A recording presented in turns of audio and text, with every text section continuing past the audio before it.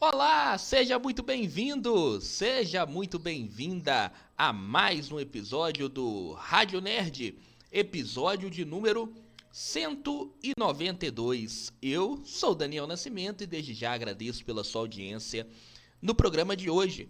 Programa de hoje vamos ter assuntos interessantes, vamos dizer assim, né? Estamos aí hoje no dia 16 de novembro, já passando aí pelo mês de novembro, passando pela metade do mês de novembro. Já estamos aí entrando daqui a pouquinho nas semanas finais do ano de 2025. E aquelas promessas que você fez lá no início do ano, você já cumpriu, hein? Ainda dá tempo, né? Tem muita gente que fala, né? Vão entrar na academia, tudo mais. E aí o ano vai passando e você vai esquecendo as coisas e vai chegando no final aí, você ainda não colocou os seus projetos de 2025 em prática. Mas aí ainda tem aí a expectativa de quem sabe em 2026 você colocar também, né? O Rádio Nerd de hoje, vamos falar de Frankenstein, isto, o filme que foi lançado na semana passada na Netflix, que vem aí causando bastante burburinho, vamos dizer assim, né? Os comentários do público estão agradando muito do filme, mas será que o público tá certo, o público tá errado? Pelo menos pela minha ótica eu vou falar aqui. Agora você vai formar a sua opinião assistindo o filme, é claro, e também assistindo aqui o Rádio Nerd. Vamos falar também de Toy Story 5. Saiu aí o teaser, né? Nem podemos chamar de trailer, porque, assim, 30 segundos é só um teaser de o que vai vir pela frente no ano que vem em Toy Story 5. Será que é necessário ter um Toy Story 5? Né? Vamos comentar sobre isso também. Eu acho que eu já falei aqui várias vezes sobre isso, mas é importante eu aqui, nesse programa de hoje também, voltar a comentar sobre isso. E claro, vamos falar das estreias da semana, o que está no cinema nesta semana, dessa semana agora, né? Na verdade, que foi lançado na última quinta-feira e que está em cartaz neste final de semana, né? Para você que tá aí com dúvida, vai ou não vai no cinema, no dia de hoje, aqui nesse final de semana, pelo menos aqui na nossa região de Belo Horizonte, tá um clima com tempo fechado, pelo menos ontem, sábado, tava um clima fechado, tempo carrancudo, e aí, quando tá desse jeito, acredito que em uma boa parte aí do Brasil possa estar aí também com o clima muito ruim, mas quando o clima também tá de sol, é legal ir no cinema porque ali tem um ar condicionado, né? Então, para você saber o que está passando nas telonas do cinema, o que está estreando nas telonas do cinema nesta semana. Muito bem, vamos começar o programa de hoje. Ontem foi feriado, 15 de novembro, aquele feriado xoxo, porque caiu num sábado, feriado no sábado, no domingo é aquele negócio meio sem graça, mas vamos aí, vamos caminhando aí neste restinho do que falta do ano de 2025. Lembrando que tem muita coisa boa ainda vindo pela frente, tem muita coisa. Voltando a minha palavra. A gente não pode dizer que são coisas boas, né? Porque muitas coisas que a gente acredita que vai ser boa, chega lá no final, não são tão boas assim. Mas tem grandes novidades ainda pela frente aí nos cinemas. Tem Avatar, tem The Wicked, que estreia até semana que vem, né? Enfim, vamos estar falando aqui no Rádio Nerd. Vamos começar falando de Frankenstein. Frankenstein, filme da Netflix. Eu vou pegando aqui a minha colinha, porque eu já assisti, né? Filme de 2 horas e meia. 2 horas e meia de filme. E assim, a primeira pergunta. Claro, todo mundo, quando vê 2 horas e meia de filme, vem primeiro no YouTube para saber se o filme é bom, né? Lógico, você não vai perder 2 horas e meia da sua vida para ver um filme ruim. E aí, Daniel, o filme é bom? O filme é ruim? Vale a pena, 2h30, ficar na frente da televisão, chamar o marido, chamar o namorado, chamar os filhos para poder assistir. Minha opinião, vale a pena. Vale a pena. Eu gostei muito desta releitura do Guilherme Del Toro. É uma releitura completamente diferente, embora ele tenha a base, vamos dizer assim, da história principal, da história dos livros do Frankenstein, né?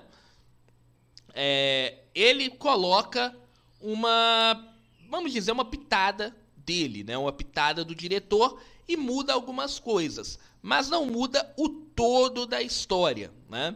Então, na minha opinião, eu acho que vale muito a pena, você que está aí na dúvida se vale a pena assistir ou não, vale muito a pena poder acompanhar essa história, essas 2h30.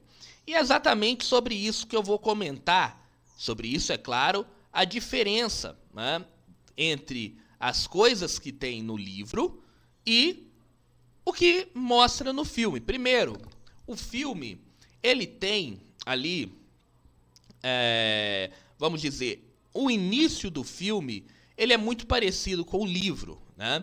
Porque o livro a gente tem as cartas, né, na verdade, quem conta a história é através de cartas, né, do explorador lá do Walton, né? Acho que é o Walton que é chamado explorador no livro, né? E aqui no filme, na verdade, são soldados britânicos que estão presos lá no Polo Norte. Então a diferença é apenas de personagem. A história do filme também é contada sobre a ótica do criador, do Victor Frankenstein. Para quem não sabe, o Victor Frankenstein é o criador e não a criatura, né? Então, o Guilherme Del Toro, ele separou esse filme em duas partes. Uma parte, a história é contada sobre a visão do Victor Frankenstein, né? E a outra parte, que é a parte final do filme, a história é contada pela ótica da criatura. Mas não a mesma história. As duas histórias, para não ficar chato, e aí vamos dizer assim, é um ponto positivo para o Guilherme Del Toro, para o diretor, para a história não ficar chata de você contar as duas histórias sobre pontos de vista diferentes, e aí acabar que você ia ver as duas histórias sendo contadas duas vezes, vamos dizer assim, né? Os acontecimentos você veria duas vezes. Aqui a história, embora é contada a primeira parte pelo Victor Frankenstein e a segunda parte pela criatura, são histórias que se complementam, né? Só falando para você que a partir deste momento vamos ter spoiler, tá? Então vamos ter spoiler. Se você se incomoda com spoiler, pare o vídeo aqui nesse momento e volte a acompanhar depois de ter assistido o filme. A partir de agora, eu vou dar spoiler da história. Então vamos lá. A história, embora seja contada de dois pontos de vista diferentes, a história do filme aqui, né, do Victor e da criatura, elas se complementam. Por quê? A história do Victor, ela vai desde a criação, vamos dizer assim, desde a ideia da criação, na verdade desde antes. A história do Victor é contada desde quando ele era pequeno, de tudo que ele sofria com o pai, do amor que ele tinha com a mãe. Ele tinha uma ligação muito forte com a mãe dele. Ao contrário, o pai era aquele cara carrasco, né, que cobrava bastante do Victor e não tinha um amor próprio, não tinha um amor ao filho e muito menos a esposa dele, que era a mãe do Victor. Então, a história que o Victor conta começa desde ele criança até o momento em que ele resolve destruir toda a criação dele, né? No momento em que ele já tinha criado a criatura e viu a grande, vamos dizer, a grande cagada que ele tinha feito de se brincar de Deus, vamos dizer assim. E aí ele tenta destruir a criatura colocando fogo em toda a torre lá onde ele usou como laboratório, só que a criatura ela foge. E a história contada pela visão da criatura, ela começa do momento em que a criatura foge lá da torre até, vamos dizer assim, o reencontro dos dois no casamento do irmão do Victor, do William, né? Em que acontece, vamos dizer assim, a grande tragédia, que é a morte do irmão William e também a morte da Elizabeth, que aqui, ao contrário dos livros, a Elizabeth era uma pessoa que estava comprometida com o irmão do Victor, que é o William, né? O irmão do Victor.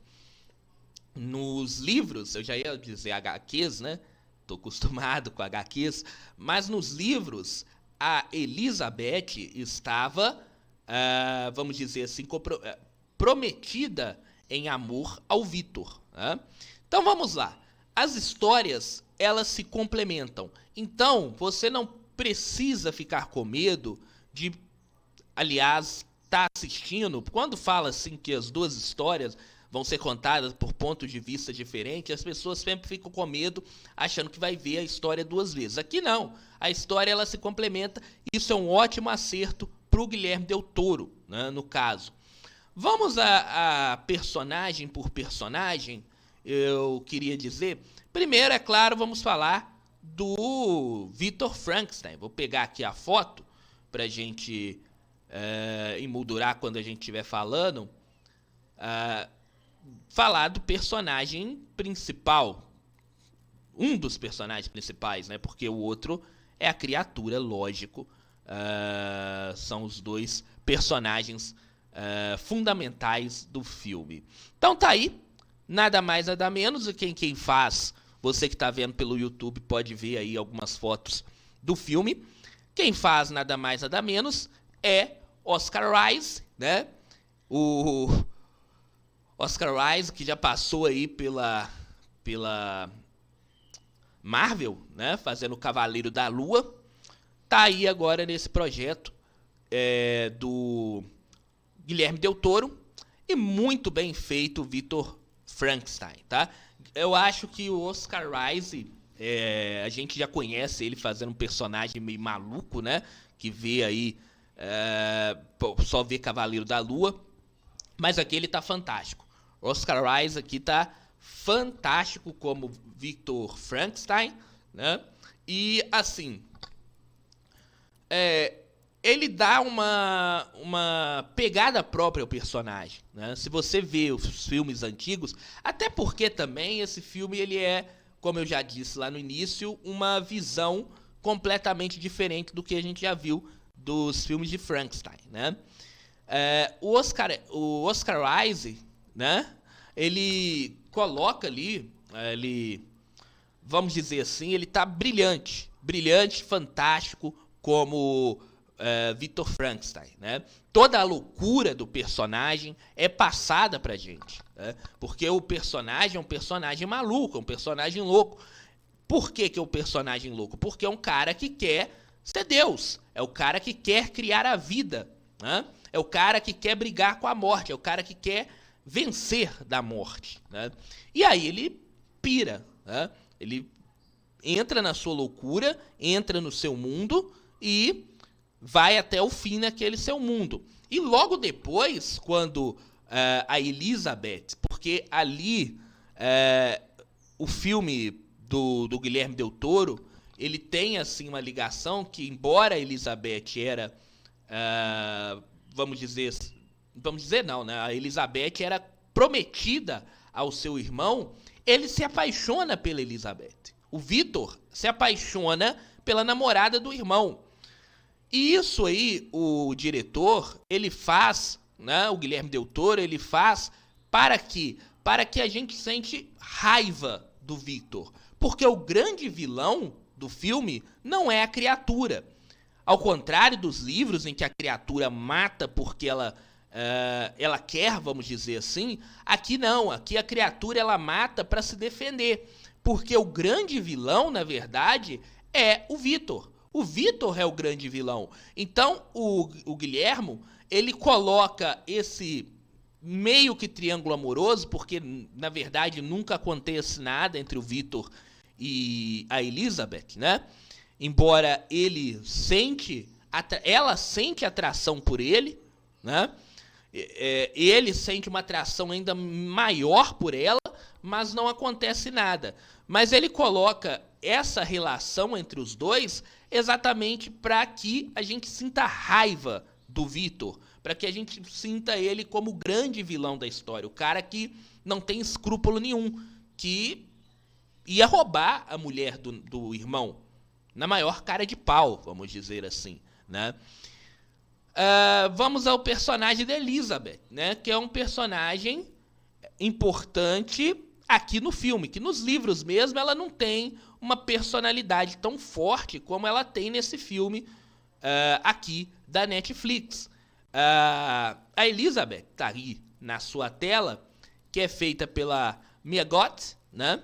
Aliás, ela tem uma ascendência brasileira, né? A avó dela é atriz, e ela tá até sumida, né? Tá até aqui, ó, pra você que tá no YouTube. Ela é neta da atriz Maria Gladys, que fez muitas... Aí tá a foto dela aqui, ó, no YouTube, a Maria Gladys. Ela que fez muitos personagens marcantes, vamos dizer assim, né? E que tá aí vivendo numa situação meio calamitosa, né? Vamos dizer assim, né? Em alguns momentos ela tava aí morando até na rua, né? Tá até falando aqui na matéria, ela enfrenta aí dificuldades, né? Dificuldades financeiras. Quem sabe é a Mia Goth, com 31 anos, ela não esconde, a Mia, ela sempre fala da avó, né? Do lado direito aí da sua tela, deixa eu ver aqui na minha. De um lado tá a Mia, de outro tá a Maria, né? Que já fez muitos personagens aí em novelas marcantes do Brasil. A Mia Goth, que faz aí a Elizabeth, ela é neta da Maria Gladys, que tá aí na sua tela. Mas voltando lá, e aí você já vê uma das fotos do filme, é uma personagem que, assim, pra mim, de primeira, eu acreditava, eu não daria muita coisa nesta personagem. Acreditava que ela ia ser como a personagem dos livros, mas ela tem uma independência própria nesse filme, né? Ela é uma pessoa que procura saber, é uma pessoa que gosta da ciência, né? E ela está relacionada ali, né? Ela é o elo, vamos dizer assim, que liga os três personagens ali marcantes do filme, né? Ela é a noiva do William, que é irmão do Victor. O Victor se apaixona por ela e ela se apaixona pela criatura, né?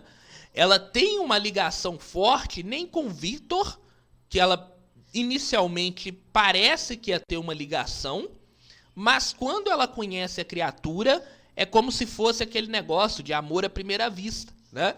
Então ela, vamos dizer assim, não sei nem se pode falar amor à primeira vista com a criatura, mas ela tem um amor à primeira vista com ela e tem uma ligação muito profunda.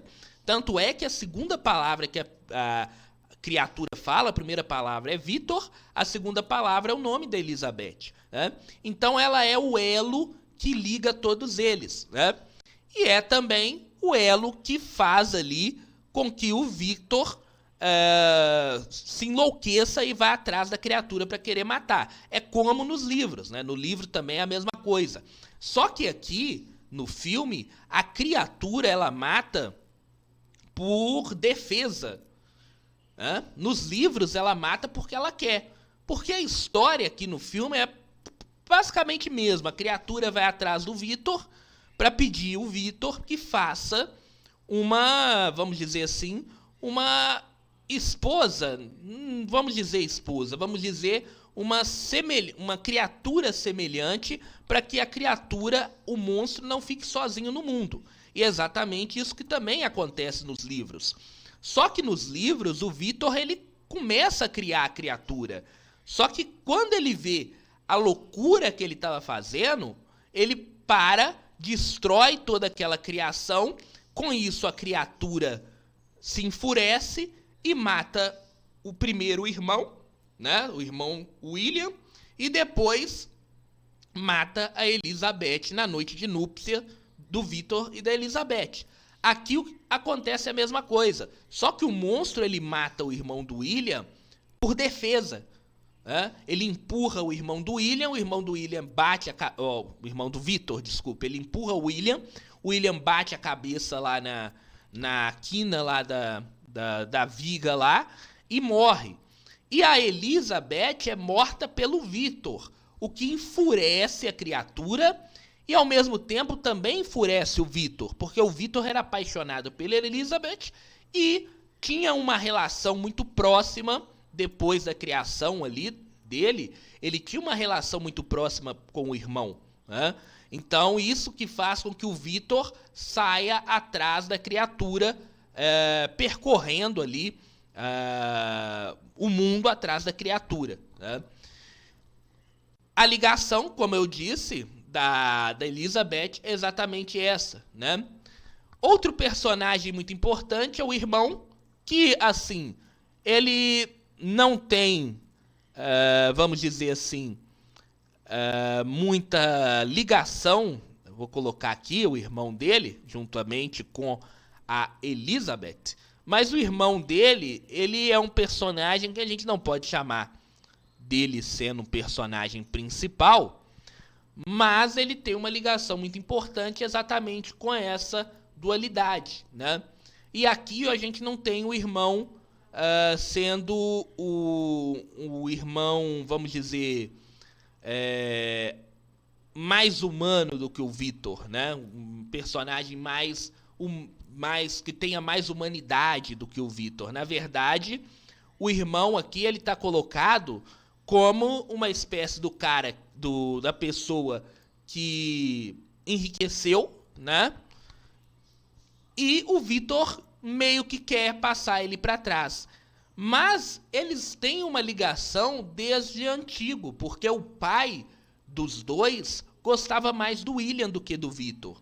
Então pode ser que o Victor, querendo pegar a mulher do irmão, pode ser até uma ligação lá de trás, né? Ele não tem uma boa ligação com o irmão. Eles passam a ter uma sinergia melhor logo depois da criatura, depois dele ter ido lá para o laboratório e ter feito a criatura, né, no caso. Mas, assim, falando aqui, até deixando essa foto aqui, você pode ver o cenário, o figurino, muito bem feito. Não esperava nada menos do Guilherme Del Toro. É um filme que, assim, vai estar concorrendo para Oscar. Vai estar ali em algumas categorias concorrendo, principalmente de figurino, cenário, efeitos visuais, maquiagem, a maquiagem da criatura. E aí eu já posso colocar a criatura aqui para falar dela, né, no caso. Enfim, são efeitos muito, vamos dizer assim, muito bem feito, né? Vou colocar aqui a criatura, porque vamos falar dela, que é uma personagem, que é o personagem principal da história, vamos dizer, né? Tá aí, olha aí a maquiagem. Aqui só tá dando pra ver só uma parte da cara, né? Eu tava procurando outra foto, mas não mostra, não tenho aqui foto da criatura. É o Jacob Elord, né? Que faz aí a criatura. Muito bem feita também, assim, em termos de atuação, muito bem. Não tenho, pra mim, é uma visão, volto a dizer, uma visão muito diferente de tudo que a gente já viu relacionado ao Frankenstein, né? Mas uma visão muito bem feita que pra mim cai muito bem, né? A criatura também é totalmente diferente do que a gente já viu, porque quando se fala de Frankenstein, né, a gente lembra aquela criatura com 2 parafusos do lado, assim, né? Aqui a gente tem um personagem mais humano, né? E é exatamente isso que o o Guilherme Del Toro ele quis, né? Ele quis passar um personagem mais humano. Ele quis que as pessoas não sentissem medo da criatura, né?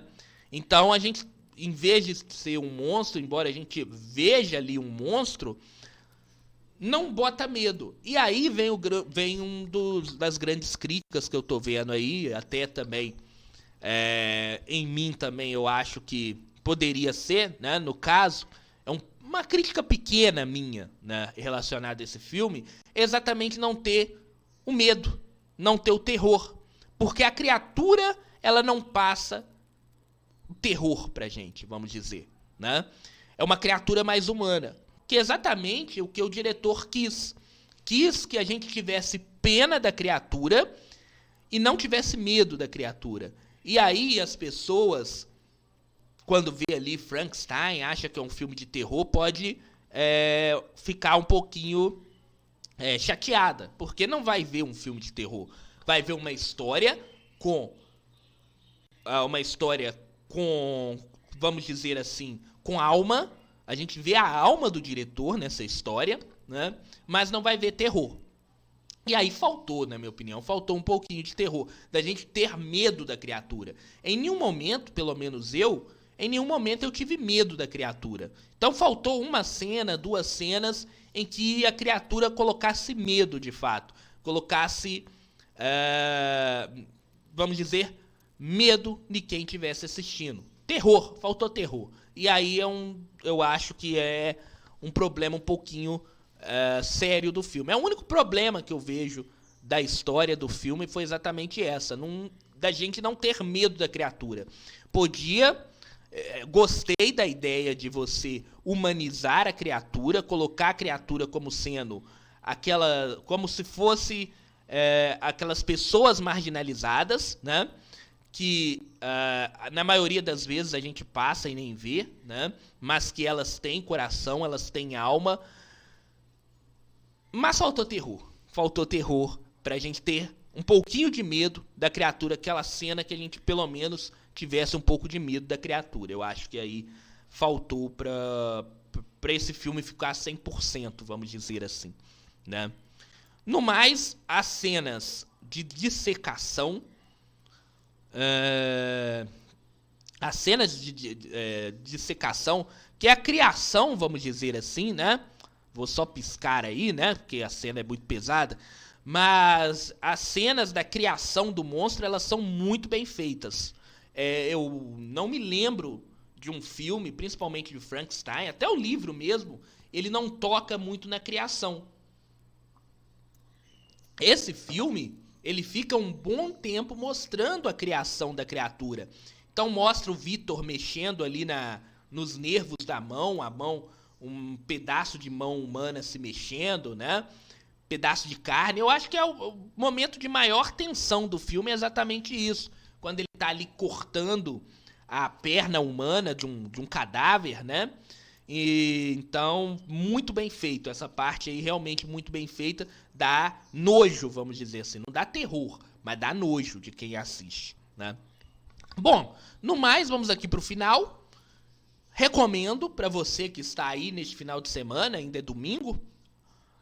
Nessa semana agora tem um feriado, né? Você que está procurando assistir algo interessante no Netflix, eu recomendo bastante você assistir, pegar 2h30 do seu final de semana, 2h30 do seu fim de noite, para poder assistir ao filme do Frankenstein do Guilherme Del Toro. Que acho não, tenho, vamos dizer assim, quase certeza aí que vai estar concorrendo a alguma coisa no Oscar 2026. Vale muito a pena.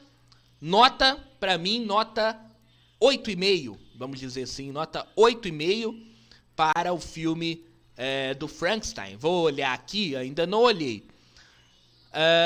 Se pegar aqui, vou olhar aqui no IMDb para ver qual que é a nota que o público tá dando para Frankenstein. Deixa eu ver aqui, aonde que tá as notas. Tem que achar a nota aqui para ver se as notas estão boas para o Frankenstein, né? Deixa eu jogar aqui na tela. IMDb. Deixa eu ver as notas aqui. Não tem a nota aqui. Deixa eu voltar aqui no IMDb. Parece que as notas não estão tão ruins não, tá? Vamos ver aqui rapidinho. Vai aparecer aí pra você no YouTube e eu vou falar, lá, 7,6. Tá mais ou menos aí. Minha nota é 8,5. 7,6 a nota do IMDb. O público aí, mais quase 100 mil pessoas já deram a nota. 99 mil pessoas, 7,5 em 10. Uma nota boa. Vamos ver aqui. Deixa eu entrar aqui no Rotten Tomatoes. Rotten Tomatoes. Vamos ver qual é a nota no Rotten Tomatoes. Já tá aqui filmes da Netflix. Tá aparecendo aí pra você. Vai aparecer. Rotten Tomatoes. Aqui, ó. Frankenstein 9,5. 95% da nota do público. E 80 e quantos? 85% da nota da crítica. Nota da crítica também boa. 85%. E a nota do público 95%. O público tá aí aprovando aí tá aprovando aí esse filme do Guilherme Del Toro. Minha nota 8,5. Tá aí batendo aí entre a nota da crítica e a nota do público no Rotten Tomatoes. Pouquinho abaixo ali no IMDb. Mas é um filme que tá agradando aí o público, né? Que bom, que bom. Guilherme Del Toro merece. Fez um ótimo filme, um ótimo trabalho. Vamos agora mudar de assunto para você que está aqui para acompanhar, vamos dizer assim, Toy Story. Saiu aí nesta semana que passou. Só não vou lembrar o dia porque minha memória é muito ruim. Mas saiu aí, vamos dizer, um teaser. Não vou dizer que é um trailer, porque um trailer tem aí 2 minutos. Ali agora tem uns 30 segundos. Só mostra uma base do que vai ser a história de Toy Story. Tá? E vou mostrar aqui pra você. E eu vou comentar também. É 48 segundos só, né? 48 segundos. Vou jogar aqui na tela. Espero que a dona Disney não nos retire, vamos dizer assim.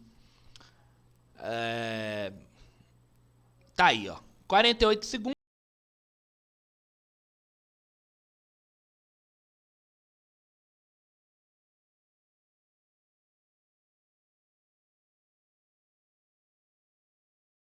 Bonnie, chegou uma encomenda pra você.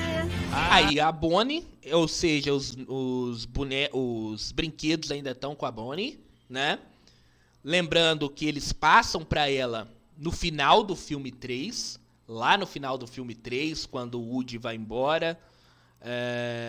E aí eles passam ali pra Bonnie, né? O Woody não. Que Woody, Daniel? Opa! Saiu aqui. Vamos lá, continuar.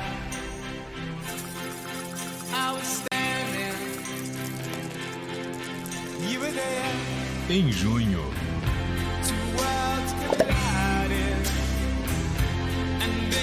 a era dos brinquedos acabou? Ai, obrigada, obrigada, obrigada. Oi, eu sou a Lilipad. Aí, interessante. Vamos brincar. Vamos deixar acabar. Toy Story 5. Junho de 2026, somente nos cinemas. Então é isso, apenas, né? Junho de 2026, nos cinemas, né? Nos cinemas vamos ter aí, em junho de 2026. Bom, primeiro, aí já voltou pra mim. Eu, assim, tenho um grande problema em relação ao Toy Story 4. Todo mundo sabe, eu acho que ele é desnecessário. E mais desnecessário ainda, é claro, eu acredito, pra mim o 5 seria ainda mais desnecessário. Mas eu gostei da ideia, pelo menos inicial, do Toy Story 5, de trazer a crítica, vamos dizer assim, a ideia de que os brinquedos estão sendo trocados pela tela, né? Eu acho que eles têm uma ideia muito boa na mão. Essa ideia de demonstrar a diferença entre os brinquedos e a tela, onde hoje as crianças ficam ali vidradas, né? No YouTube e em outras coisas mais, no joguinho. E a discussão em relação a isso vai ser muito interessante e o ponto fundamental do filme. Agora, tem que saber se vai ser uma crítica bem feita, vai ser uma história bem feita, né? Como o Woody vai voltar, já que ele ficou com os brinquedos perdidos, né? Enfim, eles, pelo esse trailer não, né? Por esse teaser, vamos dizer assim, se tem uma chance muito boa em mãos para fazer um ótimo filme. Resta saber agora o que a Pixar, juntamente com a Disney, vai nos proporcionar em 2026. É interessante, eu achei bastante interessante, embora continue achando desnecessário você tirar ainda mais, fazer ainda mais um filme relacionado a Toy Story. Pra mim, a história ela acaba no 3, e se ela acabasse ali no 3, seria fantástico. Mas a ideia, a premissa desse novo filme, eu não posso dizer que não é interessante. Ao contrário, é bastante interessante. Resta agora esperar para ver o que vai vir pela frente aí. Toy Story, como diz aí, estreia em junho, no meio do ano que vem. Né? Para encerrar o nosso programa de hoje, vamos ver aqui o que está em cartaz. O que está em cartaz nos cinemas para você aí poder acompanhar durante o final de semana. Deixa eu ver se já vai rodar. Aí, já tá aí já. Então aí, para você que está me vendo pelo YouTube, já tem em tela a estreia da semana. A estreia da semana é, deixa eu pegar aqui, Truque de Mestre, né? Truque de Mestre, estreando aí essa semana. Acredito não, com certeza é a principal estreia dessa semana que passou. É o filme que está estreando nesta semana aqui no Brasil, Truque de Mestre 3, pegando a história do Truque de Mestre 1 e Truque de Mestre 2 e fazendo aí esse terceiro filme, que tá aí até com uma boas notas, né? Tá com estrela 4,5, galera gostando aí do filme Truque de Mestre, então é a principal estreia. Tem outra estreia aqui rolando essa semana, que é o filme, já tá aparecendo aí da sua tela, Eddington, né? É um filme que tá aí cotado a ser um dos concorrentes ao Oscar 2025. Vai aparecer aí pra você na tela aí agora sim. Eddington tá concorrendo aí para ser um dos filmes cotados para 2025. Tá estreando no Brasil esse final de semana. Tem Emma Stone. Quem mais tá nesse filme aqui, ó? Antes da gente falar, vou pegar aqui a sinopse para você ver. Deixa eu ver. Aí, ó. É um impasse entre um xerife e um prefeito em uma pequena cidade. Gera um conflito entre vizinhos em maio de 2020 em Eddington, Novo México. E quem tá aqui? Olha lá, deixa eu só pegar aqui. Olha lá quem tá ali, ó. Já tá aparecendo no cartaz aí pra você. Nada mais, nada menos do que, além de Joaquin Phoenix, a gente não falou de Joaquin Phoenix, né? Que ele tá aqui logo em cima, tá até irreconhecível, né? Mas aqui eu vou colocar pra vocês, quem? Pedro Pascal. Pedro Pascal também faz parte deste filme Joaquim Fênix, Emma Stones e ele, o incansável Pedro Pascal, aí em Editon, né? Bom, essas são as estreias desta semana, desse meio, vamos dizer assim, desse meio do mês de novembro. Estamos aí com quase 40 minutos de episódio, ponto final no Rádio Nerd de hoje, agradecendo a você, querido ouvinte, querido telespectador, por mais uma semana de boa audiência, de ótima audiência. Lembrando que na semana que vem a gente volta com outro programa, como eu disse lá no início do programa, ainda tem muita coisa ainda pela frente neste ano de 2025. Um grande abraço a todos e até a semana que vem.